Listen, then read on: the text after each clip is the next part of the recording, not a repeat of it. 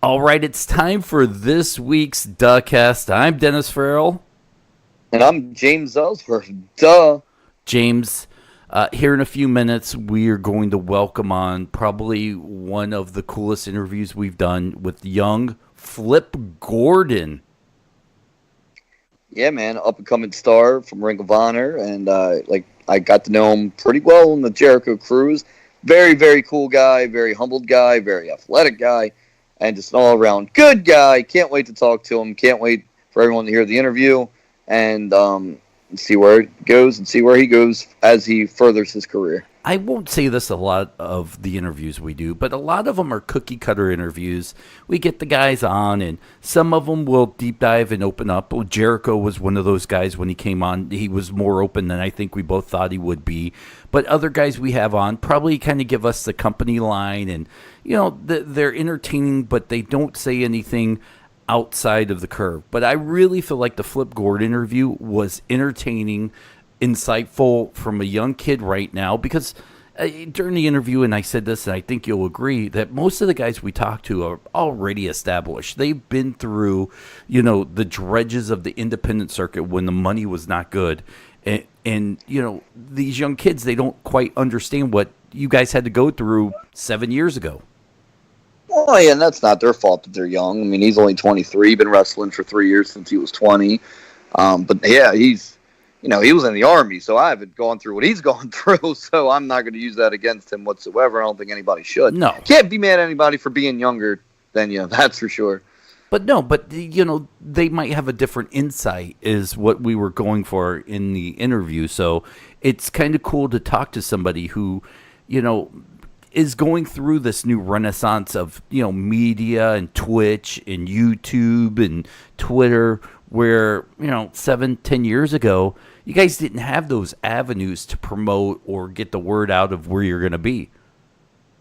No, obviously we didn't, but they do now, and good for them. And hey, it's still working out for me. I'm only 34 years old, so I still got a lot of, like I use that stuff to help promote me as well and further my career. And I've been very blessed to have already made it to WWE, but I'm not at all giving up on my career, and all that stuff you just said, I'm using to my benefit too, to further my career and help my career as well. So I get it. But yeah, when I first started, no, we didn't have any of those, things to help us, but they do now, and good for them.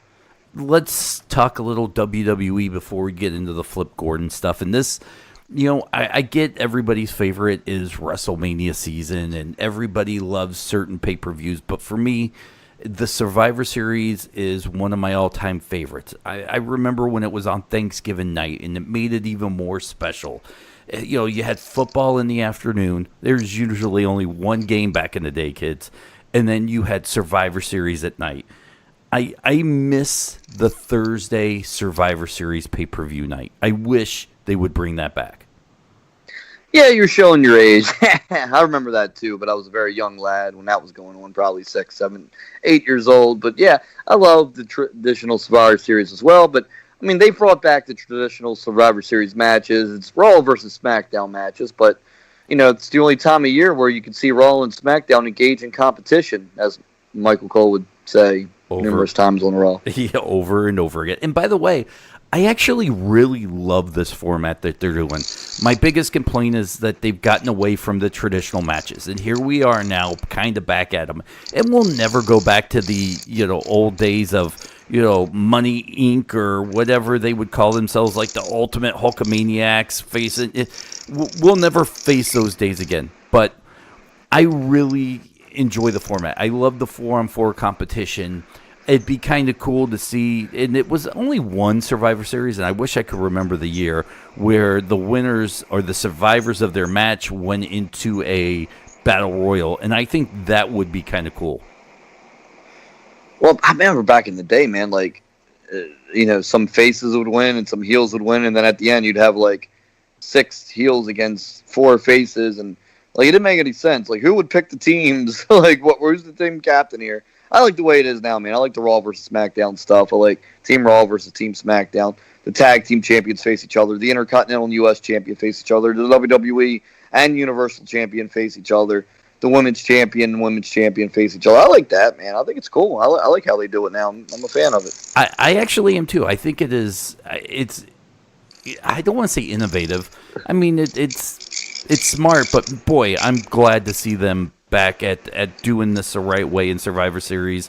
I could do with a little less of it's the one time of year because, I mean, is it really the one time of year? I mean, they kind of face off in the Royal Rumble. They kind of faced off. I'm trying to think. Was there any not in one-on-one competition in a match? You know, it's the one time of year you do see them face each other, like 1-on-1, 2-on-2, what have you. You know, and yeah, the Royal Rumble, of course, 30 men are in that, 15 from Raw, 15 from SmackDown, but yeah, no, it's special, man. They made it special, and it's cool, and I can't wait to watch. And I mean, it's not going to be the same without the team mascot. 2016 team mascot of Team SmackDown. We won that match, by the way. I single-handedly eliminated Braun Strowman. A moment that'll never be forgotten in Survivor Series history. Duh. Going through a Survivor Series as talent, talk about a little bit of some of the lead up that you guys as talent were, filled in on how things come together, because this is probably something that's been written for a while now, and they don't give you all the parts and pieces, at once. They feed them to you slowly. Can you talk a little bit about like the day you found out you were a mascot? The day I found out is when everybody found out was the day in Scotland there, Glasgow, Scotland, which is also the day I was offered my WWE contract. It's one of the best days of my life. Yeah, they just told me that day, we're doing this thing where you're gonna be the mascot for the Survivor Series team, and I was like, oh, that's awesome! I get to be on the Survivor Series, which was my first pay-per-view in WWE, and just it was all. Dude, I look back at those days from a couple of years ago in 2016. I don't know if anyone had a better 2016 than me, man. I was on cloud nine. It was so much fun. Got to be out there with Shane McMahon and dude, our Survivor Series team, it was Randy Orton and Bray Wyatt and AJ Styles and Shane McMahon and Dean Ambrose, and I was the man. I was a part of that team, and it's something I'll never forget. It was very cool. But yeah, I didn't find out until everybody else found out. The same day, the viewers would find out that I was going to be the mascot. Do you have a team picture sitting around somewhere? I absolutely do. So it's in a plaque that WWE actually sent me. I'm looking at it right now. It's right in my office. I do this podcast from my office in my house, and I'm looking at it right now. I have a plaque.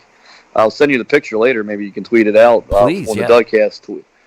And but yeah, man, very cool. Just my first WWE pay-per-view, performing, and very, very cool, man. Can't wait to do one in the future, and I promise you I will. What kind of you bring up the plaques? Are there any other things that the WWE would send you, like a plaque or anything like that you've done through them that is maybe plaque worthy? Well, yeah, I came back this year at Money in the Bank, and they sent me the plaque of Carmella and I. We're standing on the stage, and she's, after the match, and she's putting up the women's title, and I'm standing there next to her and all, and to me, coming back over the summer and doing that with Carmella, that was full circle. I had started with her before she was ever the women's champ, and helped her with her run, got to Money in the Bank. And to me, that was the payoff, coming back, helping her retain the title. And we're standing there on the stage and she's hoisting it. And I that's what that plaque means to me when I look up at it. I'm that was all of our work we did together. All was for that moment, and that's the way I look at that. But yeah, they send me my action figures. I have 2 action figures now through them. They sent me a couple of those, cases of those. And, yeah, man, they're real nice about that stuff. They'll give you the video game every year, and they're I don't know. Wait, you got the video game? Not the new one, but the one last year. Oh, okay. I was gonna say, hey, you know a video game nerd, right? Flip Gordon, duh. Well played, by the way. Well played. So, are you a memorabilia guy? Because in my days of doing ESPN and working, I think I only have one piece of memorabilia, and it's like one year for Christmas, I was doing the Detroit Lions pregame show with Herman Moore, who is probably the second greatest, if not the greatest, Detroit Lions wide receiver that they've had in franchise history. And he gave me an autographed jersey, and it's like, to Dennis, I love doing the show with you, appreciate it, blah, blah, blah. For you, I mean, every day you're with the superstars, the top of the industry. Are you a picture guy, an autograph guy, or do you save your stuff? I like taking pictures with people. Like if you check out my Instagram at James Ellsworth Wrestling there on Instagram, I like taking pictures with people just for memories. I'll look back. Oh, look, there's my picture with this guy or that guy or. I'm a picture guy, not really a memorabilia or autograph guy. Like, these plaques that they sent me, I put up in my office here, and I have, like, pictures of me and AJ wrestling and me and Carmella at Money in the Bank and, stuff like that. But, or a picture when I was number 11 in the 2017 Royal Rumble and, my first WrestleMania, walking the ramp. Like moments that meant a lot to me, I'll put up on the wall, like, in my office. Then, of course, in my house, there's pictures of me and my daughters. But in my office, right, for the WWE stuff, like, it's stuff like that, moments that meant a lot to me. So, Shane McMahon, let's touch on this before we get into the Flip Gordon interview. By the way, super excited about this. But, Shane McMahon, if you watched SmackDown this week, it was very weird, the vibe he gave off. Because, it was a very, I don't know if you could view it as a heel move, stepping in, winning the Best in the World tournament, and then the celebration he put on after winning it, like he went through it all. Then the start of SmackDown, he came out, accepted the trophy, snatched it out of the hands of the GM right now, who I can't believe Paige's hands. God, you can't remember Paige's name? The one that fired me. Yeah, Paige. Yeah, Paige. It yanks it out of her hand, but then after the yank, he went back to being a face. Now, this could be a slow burn. This could be absolutely foreshadowing or a setup to maybe some sort of turn at Survivor Series. I don't know. We're all guessing at this point. Does Shane McMahon, to you, play better as a heel? Look, he comes from the classic heel McMahon family, or a face, which I really enjoyed the last year or so of this face run. And I know sometimes you have to switch it up to keep it fresh. But James Ellsworth, the wrestling fan, are you more of a fan of a face Shane McMahon or a heel Shane McMahon? Dude, I remember being a teenager and Shane McMahon, was an awesome heel. Like, he was the European champion, and I loved to hate him. I was like, well, look at this guy. He's the boss's son. He's winning the European title, and he's all obnoxious. I don't know. I love Shane McMahon as a heel. Babyface, I like him too. He's a risk taker and a daredevil, and that's why the crowd loves him. They respect that. And he's just an all around good character. He plays both parts very well. But I'm anxious to see if he does become a heel, because I will definitely enjoy a heel Shane McMahon for sure.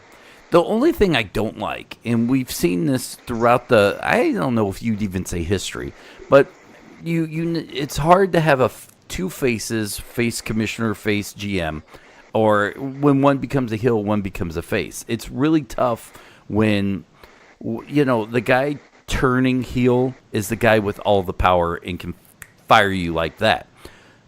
I wish there was a better formula going forward for when one half of your leadership turns, and it doesn't feel like, I don't want to say a power struggle, because, one person doesn't really have all that much power unless you pull the contract, card out of your hat and you can't fire me. I've always enjoyed the good cop, bad cop. So if Paige is the good cop and he's the bad cop, I think it'll make for fun television. What remains to be seen. And I got to give props to Baron Corbin. This is something I did not enjoy out of the bat. The intern commissioner or GM or whatever they call him. I was not a fan of that. To me, it was just turning into a waste of TV time. But slowly, the writers have turned me around on this. I've done a 180, and I'm really enjoying whatever story they're trying to tell right now. I like it. I think this is great, and this is classic.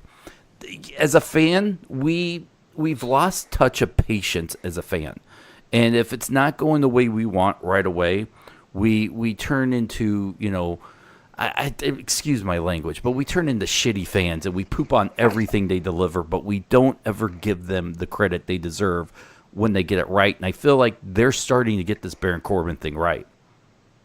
Yeah, he's getting very comfortable in that role, and it's coming off that way on TV. You can tell. Yep, 100% for sure. All right, James, what do you have coming up? So this weekend's big weekend. I'll be in Lynn, Massachusetts for big time wrestling, taking on Hornswoggle. He's becoming my arch rival as far as males go on the independent scene. That's in Lynn, Massachusetts for big time wrestling this Friday, November the 9th. BTWtickets.com. November 10th, I'll be at the big event, LaGuardia Plaza Hotel, 10 a.m. in New York, where big stars going to be there. Lawrence Taylor's going to be there signing autographs. The whole Bullet Club, I guess they're called the Elite now. Kenny Omega, the Young Bucks, Cody Rhodes, they'll all be there. And that's from 10 a.m. to 3 p.m. on November the 10th at the LaGuardia Plaza Hotel in New York. Then that same night, I'm going up to Hicksville, New York, Long Island area for big-time wrestling. Big intergender title match against Katie Forbes. Can't wait for that one. Duh. So, and that'll be btwtickets.com for all that info as well. Teaching a nice seminar this Sunday in Toms River, New Jersey. So I'm looking forward to that. But it's a private seminar with about 15 guys. So it's already full. Doing that, and do my Grimm's Toy Show thing next Monday. Just keep busy, man. Keep grinding, keep fighting, keep doing me. I have so much more left to accomplish in wrestling. I'm very blessed. I've accomplished a lot, but dude, I want people to look back on James Ellsworth and go, man, even after he accomplished so much, he kept fighting and he kept grinding and he kept scratching and he kept crawling to achieve even more and get back to the promised land and do more. That's how I want people to look at James Ellsworth. That's why I keep myself busy and I keep myself going and I keep fighting because I want to accomplish so much more. I'm very happy with what I've already accomplished, but I am not content and I won't be content until I accomplish everything I've ever wanted to accomplish. Sorry, went on a little rant there. I see that. Well, you can go over to WrestlingPerspectivePodcast.com, subscribe to the podcast wherever you get them. There's a link there. There's also links to all of our Twitters, me and you, myself, and PD Williams. If you subscribe to this feed, if this is the first time you're listening, you're like, oh, Flip Gordon, I got to listen. We do 2 weekly podcasts. It's me and James do the Dougcast. Me and PD Williams do Wrestling Perspective. Look, I don't know where else, James Ellsworth, you're going to get 2 shows each week hosted by 2 of the top wrestlers out there right now. Yeah, and Dennis Farrell. But anyway, that guy. Follow us on Twitter at Dougcast. We don't put that over enough. Please follow us on Twitter. Keep this going. Keep us growing. We're only about 4 or 5 months into this thing, and I feel like it is growing every week. And keep supporting us, man, and we'll keep on doing our thing. And normally we would take a phone call here, but we got the Flip Gordon thing. But next week we will get back at them. So if you have a question, a comment, just something you want us to discuss, all you have to do is go over and call 231-930-2053. We will play your voicemail on the show, and we'll talk about it. All you got to do is survive the rings. You get past the rings, and then the voicemail kicks in. Survive the voicemail, okay? It's only like 5 seconds. And then there's this beep. When the beep hits, that's when you leave your message. Now, we get 100+ calls a week, James, and probably just as many people hang up. I think they're confused about the voicemail part, and that's where, guys, fans, friends, family, you leave your voicemail, and then we talk about it. That's how it works. After the beep. Beep! There we go. All right, you ready for Flip Gordon, James? Let's flip them on here on the line, and that was terrible. Yeah. I'll actually admit when I say something that's really bad. Good. I mean, you say stuff bad all the time. That was very bad. Let's get Flip Gordon on the line now, and let's go on with this interview. Very, very cool kid. Very, very humbled guy. Has his whole career ahead of him. I'm very excited to be talking to him. All right, James, we've talked about this all show long. I'm pretty excited to bring on Flip Gordon. I'll be honest with you, James. just recently, he cited on my side of the greatest debate of our time, Xbox or PlayStation 4. I can't wait to get down and dirty with the video game talk with him also. Well, that's cool. I'm more of a PlayStation 4 guy myself. I don't know what you guys decided on, but I'm a PlayStation 4 guy. Well, bingo, because so are we. Flip Gordon, welcome to the show. Thank you so much for hanging out for a little bit with us. Absolutely. Thank you so much for having me. It's funny you were talking about video games because I was just playing video games before you called. What game? I was actually playing Spider-Man on PS4. Okay, all right. Have you deep dived into the Call of Duty yet? I prefer Xbox still, but I am leaning more towards PlayStation now. I'm giving it a chance. I just haven't played since like PlayStation 2, so it's all like foreign to me. You're still young and cool, so I'm old married.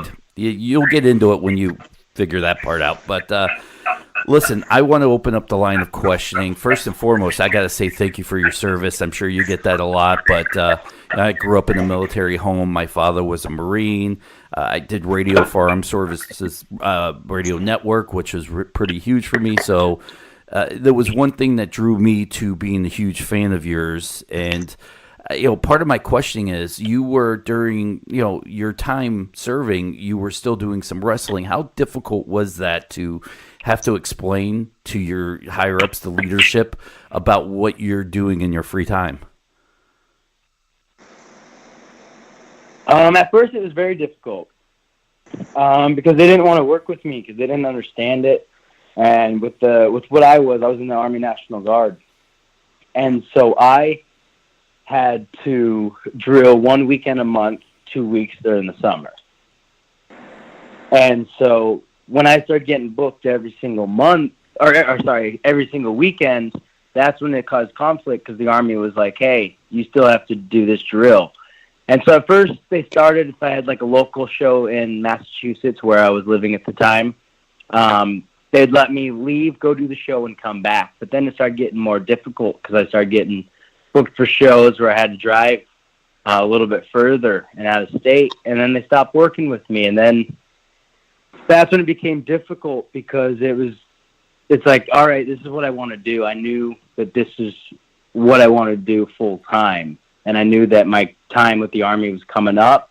And so I had to make a decision, and it actually almost cost me my military career because I was considered AWOL at one point because I went to a wrestling show instead of showing up for drill. Wow. Yeah, Flip, James here. I know you've been talking to Dennis for the last 5 minutes, and I apologize for that. But so Flip, you and I, we've met each other at a couple of shows. I think I first met you at Bar Wrestling out there in California. But you and I just did the Chris Jericho cruise together, and I feel like we really got to know each other a little bit, and we hung out a lot. Like, I just want to let the listeners know, if you don't know much about Flip Gordon, he's with Ring of Honor Wrestling. He's a very up-and-coming star on the independent scene. He's part of Being the Elite with the Young Bucks and Cody Rhodes and those guys. And Flip, I've seen you wrestle on Ring of Honor numerous times on television because I keep up with everything. I keep up with every wrestling promotion out there, and I was always like, man, this kid's young, good-looking kid. He's athletic. I wonder how he is in person. And I hung out with you there on the cruise, and I got to tell you, you're a great guy. I had a fun time hanging out with you. What did you think of, when you just started hanging out with James Ellsworth kind of out of nowhere? Man, it was fun, man. I thought we bounced off each other really well. I mean, I'm usually not very good on a microphone, but it was just so natural. Me and bickering back and forth, just having fun. The whole cruise was a blast for me. I mean, I got to play Flip Cup. I got to wrestle. I actually won the Sea of Honor tournament. So, I mean, it was so much fun for me. I couldn't have been happier.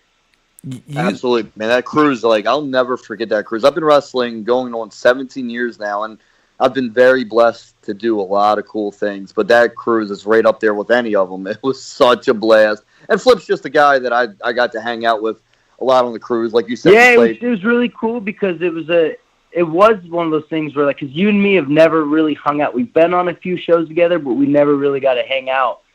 And so it was really cool because I had that opportunity with so many other wrestlers on the cruise as well, because you had Impact Wrestling, you had guys from New Japan, you had guys from Ring of Honor, you had guys from WWE. I mean, yet there's so many wrestlers there that have never met before, maybe in passing, that got to spend quality time and get to know each other, which, in my opinion, just helps build wrestling as a whole. 100%. It was such a good vibe, like you're explaining. Like, the vibe on this ship, everybody was having a good time. Everybody was getting along. The fans were fun to interact with. Like, I hosted a Flip Cup tournament. That's what Flip's talking about. He partaked in that, and I really appreciated that. He's one of the guys that came up and interacted with the fans and had a good time. It was just a good vibe on that trip. Like, anytime anybody brings that cruise up, I'm just going to explain to the people, whoever asked, how great the vibe was and how much fun everyone had. It was, in my opinion, it was like an all-in at sea is the vibe that it felt. Because All In to me was the peak of my career so far. Like, that was the vibe, the energy, just everything was perfect about that. And then the same thing for this cruise. It just felt like it was just an extension of All In, except for at sea. It was so cool because you had the most passionate fans on this cruise. Every show they were loud, front to end. Makes me wish I was there. But Flip, you may have, out of any current wrestler right now, had the best year ever in wrestling. From your major role, basically most of the Being the Elite video show was based around you. All In, you have this, numerous shows that you've been on. You might have been, my independent MVP for this season with everything you've done. If someone were to come up to you, Thank you. If someone were to have come up to you maybe the day before everything started to break for you in wrestling, go, sit down, Flip, this is what's about to happen to you in wrestling, would it have exceeded where you thought you should be coming into this year in your career? It's weird that you say that, because I was actually sat down numerous times by people saying, hey, just be ready, don't, and they were just always just, hey, just stay focused, keep working, don't get lazy. I had so many guys that were hey, you're going to have opportunities that not a lot of guys are going to get. And so I didn't want to take anything for granted, because, nothing's given, nothing's guaranteed in this business, And I had a lot of pressure on myself that I put on this year, because last year, I went to 7 countries. And so I thought I did everything last year, and I thought, I was okay, this year's just going to be another regular year, but this year even topped last year, and I'm excited to see what happens next year, because next year I'm Madison Square Garden. Oh, man. James? Yeah. It blows my mind. It's so surreal. I can't believe I'm it's just that it hasn't hit me yet, I think. Dude, let me tell you, I always say how blessed I am, and I was, and I will be with what happened to me in wrestling. So I got to do the Garden twice. I got to have a match with Kurt Hawkins in Madison Square Garden. It's a different feel in that arena than any other arena or any other venue you've ever been in. And I know you're still very young in your career, but you've done a big arena. You did All In front of 11,000 people. When you walk into the Garden, you're going to have this different kind of feel and vibe to what's around you, and just take it all in, no pun intended, and make right? Right, and make sure you get, this is what I did the first time I was there, make sure you get there very early and you take a tour of the arena. I did that, and I was very happy that I did that, and very proud of myself that I did that, because you really just get that from a historic background. You get pumped up and you get excited, and you can't wait to get out of there. And the fans out there, they're going to be passionate, they're going to be loud. It's WrestleMania weekend. You're going to have the best fans in the world. So really, really just take that all in and enjoy every second of it. And I'm very happy that you get to do it, especially after really getting to know you at this cruise. You got a good head on your shoulders. You have your whole career ahead of you. You've already accomplished so much, but there's so much more left to accomplish for you, and you're going to do it. My next question is where do you want to be in wrestling? Right now, you're in Ring of Honor. You're doing stuff in Japan. You're doing a lot of cool stuff. But what's the end game for Flip Gordon? Where do you see yourself in maybe 4 or 5 years? And where do you want to be in 4 or 5 years? Gosh, that's such a tough question, because if you asked me that 3 years ago when I started my career, I would have told you probably just international. I would have been like, oh, I want to go international, but I've already done that. So it's so hard to tell, because you don't know where the business is going to be in 4 to 5 years. I mean, the business is changing at such a rapid pace right now. So it's so hard to say. I mean, me personally, I just want to keep learning as much as I can. I've only been doing this 3 years. I'm in no rush to go anywhere. As long as I'm learning, having fun, and have freedom to do whatever I want, then that's what I'm going to do. That's a good answer. Very, very, very good answer. Dennis, do you have anything else for Flip, or do you want me to take it home with him, brother? I got 2 more quick questions for Flip. And James, you and I, we talk to a lot of older established wrestlers on the show, and they like to look back on basically this renaissance that we're going through in indie wrestling. And they look back at it because they were wrestling before this happened. So they understood that, it was either TV or feast or famine on the indie circuit. So if you were not on the WWE, maybe Impact, WCW, depending on the age of the guys we were talking to, it was either you were there or you were doing, 7 nights a week just to be able to afford rent. Now here you are, a young guy, where back in the day, if you were not wrestling for 10 or 12 years, you're still 3 more years away from making your big break. You're 4, 5, 6 years in now into your career. You're in this amazing renaissance, and you are around these veterans who were wrestling before this renaissance and, have been to the big show. What are their views that they pass on to you as a guy that's going through these unprecedented times in the indies on how to maneuver? The one thing that's really stuck with me from the very beginning, and it was something that a veteran told me very early, and it's that this business, it's a marathon. It's not a sprint. It doesn't matter how fast you get anywhere. There's so much to learn. You just get, if your goal is to go to WWE and you just get there as fast as you can, you're going to get there, yeah, but you're going to be the best when you get there? Probably not, because you didn't learn. You didn't take the time to learn. You were rushing, And for me, personally, I want to travel the world. I want to learn many different styles. My name is Flip Gordon. A lot of people think I'm just a flippy guy, but I want to learn all kinds of styles. That's why I like going to Japan. That's why I like going to Mexico, because I love learning other styles. I want to be well-rounded. I don't want to just be a one-trick pony. Okay, I like that answer. And finally, for me, James, to wrap this up, earlier you mentioned that you're not very good on the mic yet. What are you doing to improve those skills? Like I said, we talk to guys who have already been established or who are 10 years from where you are now. What are you doing? Who are you talking to try to cinch up maybe that one kink in your armor? The one thing that I actually have been doing a lot lately that has helped me, and I believe it has helped me improve tremendously, is I've just asked for more mic time.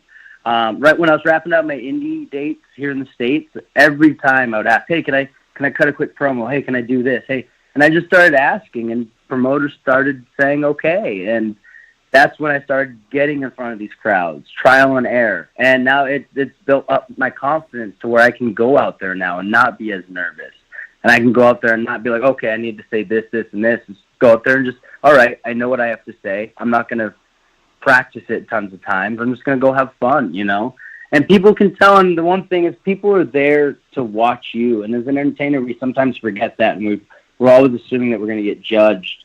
And that's one thing that I was nervous, is, what are other people going to think? What are the boys saying in the back? And now it's just like, all right, I'm playing a character. It doesn't matter. I'm just going to go out there, be goofy, whatnot, and just have fun, because that's what fans want. James.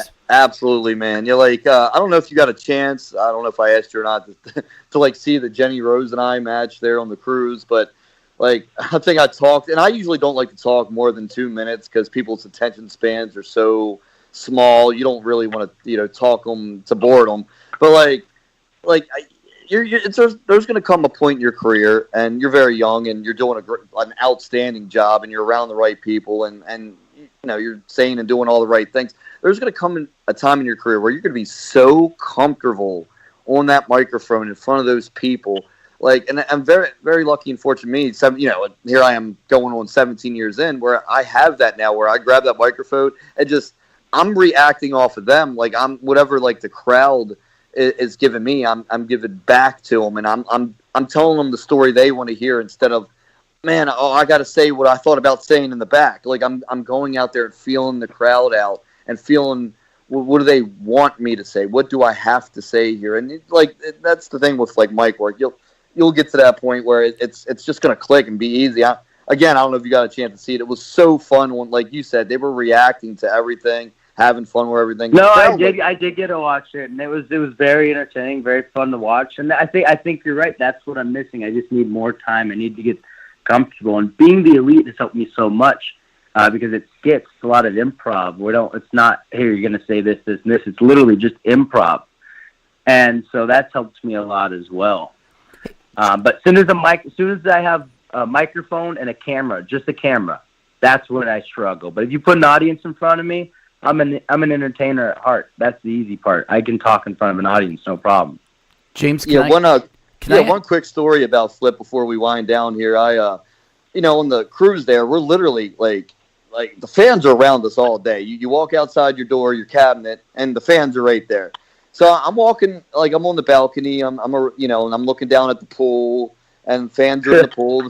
He knows where I'm going with this. Fans are in the hot tub, and I see Flip Gordon walk up. He's again good-looking kid. He's good shape, and he has his swim trunks on. He has a pair of sunglasses on, and a guy and a fan like flipped in the pool, and fans are yelling at Flip to flip in the pool. And he's going along with it. He's working the crowd. And this is not during the show, by the way. This is just early in the day. There's nothing going on yet. And he gets on top of the hot tub there, and the hot tub's the pool is under the hot tub basically. Like you can jump off the hot tub into the pool, and he jumps up on the metal bar. The metal bar is wet, and Flip he slips, but he's so athletic that he slips on his pole. A normal person would have fallen, cracked a rib, maybe broke their neck.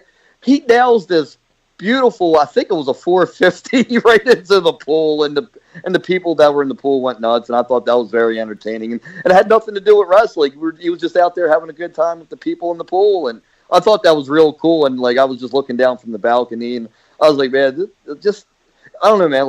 I really feel like my life almost ended that day. Yeah, you slipped. I got to tell the story from my point of view now. Okay. Because, all right, so I'm just up there. I'm sun tanning, and these guys were down there, the fans. They were just doing this wrestling. The band, there was a band on, but they were more paying attention to these two guys wrestling. And so then the guy flipped into the pool, and people knew I was up there sun tanning, so they started yelling for me.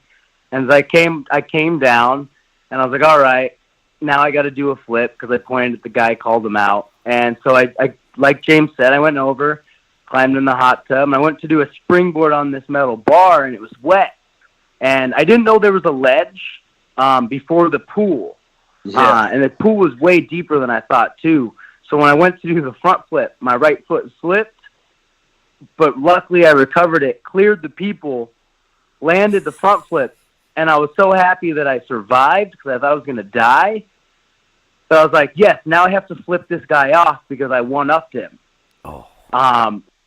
But the pool was way deeper than I thought, so when I came up to flip him off, I went immediately back down, and I started drowning, I felt like. And so people just probably thought I was just pointing up because all they saw was just my finger. And then I panicked and swam to the shore.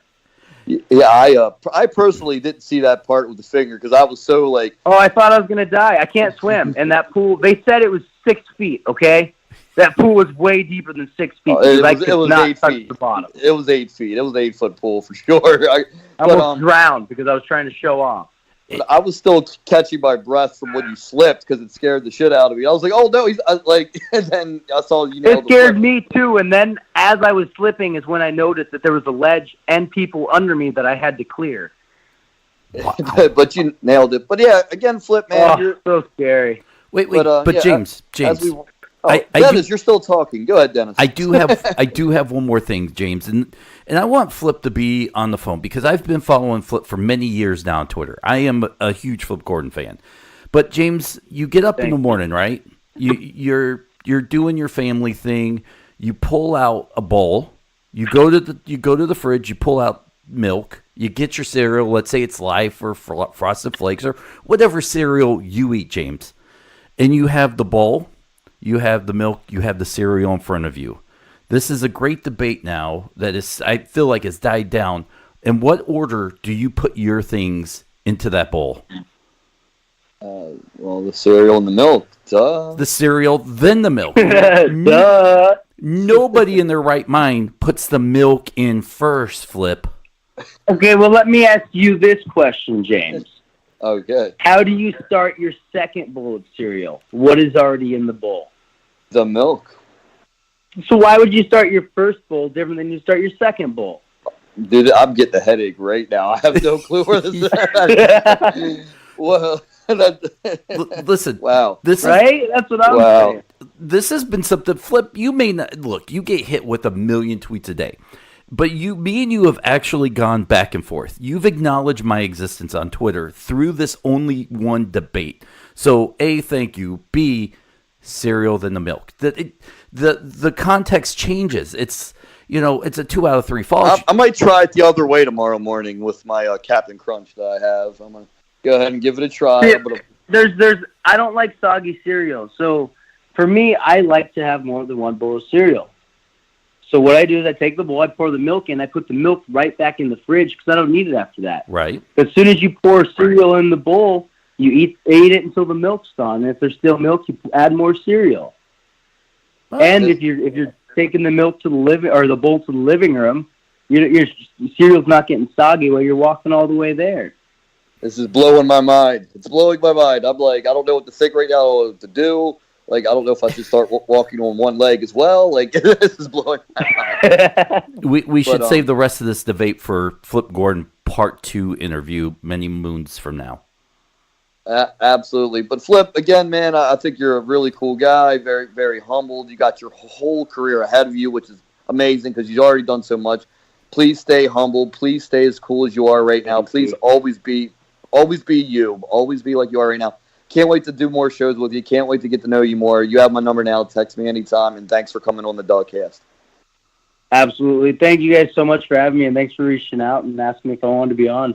Absolutely, brother. Thanks. Thank you.